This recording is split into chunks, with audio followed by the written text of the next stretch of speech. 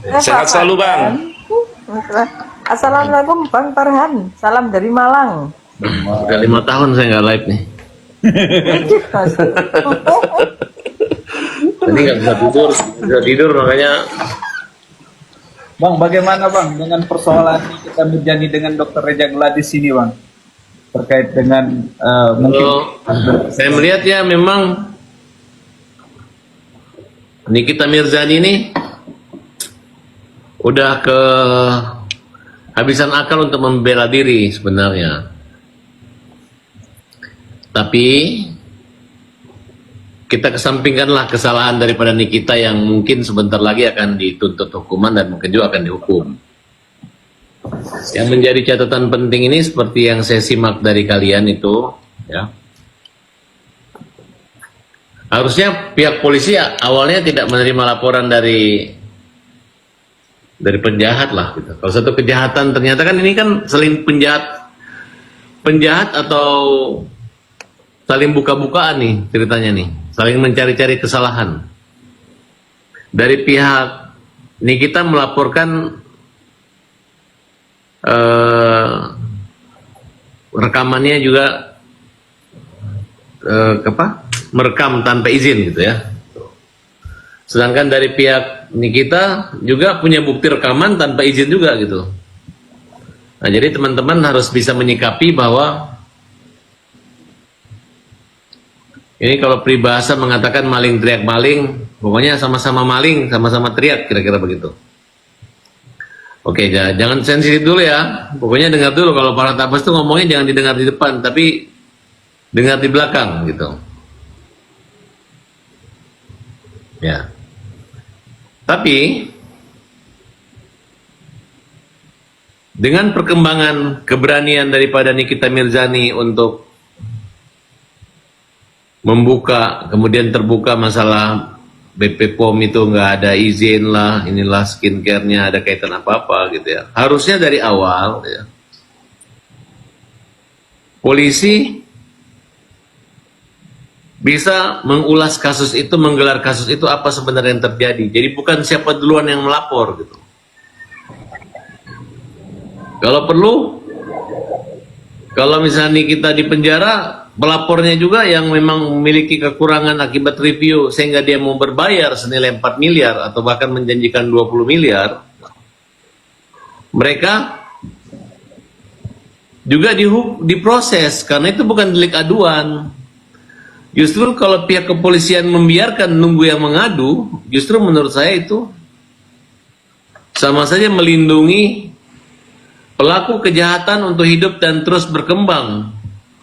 Bahkan pelaku kejahatan ini bisa mengorbankan orang, seolah orang-orang yang mungkin juga ada orang baik jadi penjahat, masuk penjara, ada juga penjahat sebenarnya masuk penjara. Harusnya kan yang penjahat sama-sama jahat masuk penjara gitu. Tapi terbalik. Penjahat punya kemampuan secara finansial, secara rekayasa bukti-bukti, rekaman, kemudian jebakan-jebakan. Nah, ini yang terjadi pada Nikita Mirzani gitu. Hanya memang yang saya sayangkan Nikita Mirzani waktu ini kasusnya harusnya selesai di depan melalui restoratif justice atau upaya damai. Mungkin Nikita Mirzani ini kehabisan duit ya. Sehingga dia tetap ngotot bahwa dia tidak memeras tapi dia dikasih. Nah ya, itu kira-kira. Ini saya mengambil contoh, kalau ada kasus judi, misalnya bandar judi dengan pemain judi sama-sama nggak bayar. Yang bandar nggak bayar pemain judi, yang pemain judi juga ngutang tapi nggak bayar, kira-kira begitu. Bagaimana mereka mau melaporkan sedangkan judi adalah satu kejahatan yang diatur oleh undang-undang, ada ancaman pidananya gitu. Pasti salah satunya takut melaporkan. Nah, tapi dalam skincare ini ada yang ditutupi gitu. Jadi kalau zaman-zaman dulu itu masalah salah benar nomor 2 penegak hukum zaman dulu ya. Yang penting siapa duluan melapor, itu yang benar gitu. Harusnya ya bagaimana kalau penjahat atau penipunya melapor duluan, apakah dia yang benar gitu. Ini harus sebagai masyarakat hukum Indonesia saat ini kita harus lebih bijak dan lebih mencermati dulu gitu.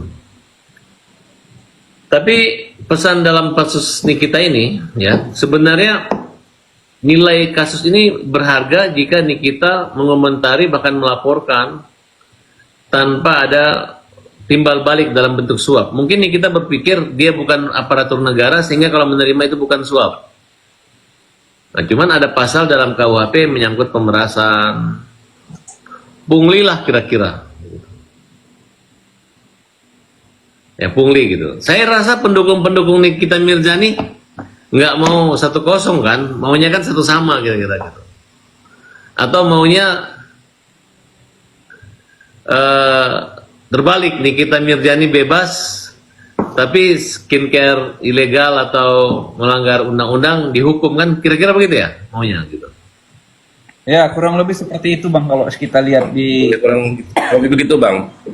Nah, Karena izin Bang. ya. Karena di terakhir percakapan si DRG dia minta direview Bang produknya Bang. Jadi terjadi kesepakatan endorsement Bang di situ Bang. Berarti Masih ada pembayaran itu disepakati asal direview positif gitu kan kira-kira. Iya, iya Bang. Dan itu Terus minta di backup. itu dilakukan oleh Nikita Mirzani kan. Iya, kontrak 1 tahun Bang. Iya. Ada perpanjangan kontrak setiap 1 tahun. Berarti Nikita Mirzani melakukan 2 kesalahan. Dia mereview kejahatan dengan bersatu baik, kedua dia menerima uang hasil kejahatan gitu. 2 kesalahannya Nikita. Iya. Nah, sedangkan penjahatnya tertutupi kejahatannya, sedangkan dia menyuap juga kira-kira seperti itu. Nah, ini Kalau direview belum Bang? Hah? Kalau direview belum, izin Bang. Kalau direview belum. Jadi si Niki itu katanya informasi yang saya dapat produknya mau direview apabila sudah diperbaiki informasinya. Ya, Izin, berarti Bang. juga Ya. batasan tentang pembayaran review itu mungkin terlalu besar gitu. Ya di sini kadang-kala Nikita lupa diri karena dia merasa dia artis, banyak pengikut gitu. Dan menurut saya gitulah kira-kira gambarannya. Sekarang yang menjadi PR buat negeri ini loh, bukan buat Nikita ataupun buat jaksa. Kalau hanya gara-gara kebencian penegak hukum terhadap Nikita Mirzani yang mungkin kelihatan arogan, marah, ya kalau namanya adil, sebenarnya dengan sikap begitu Nikita ternyata sebenarnya itu menandakan hukum tegak, ada di bawah hukum.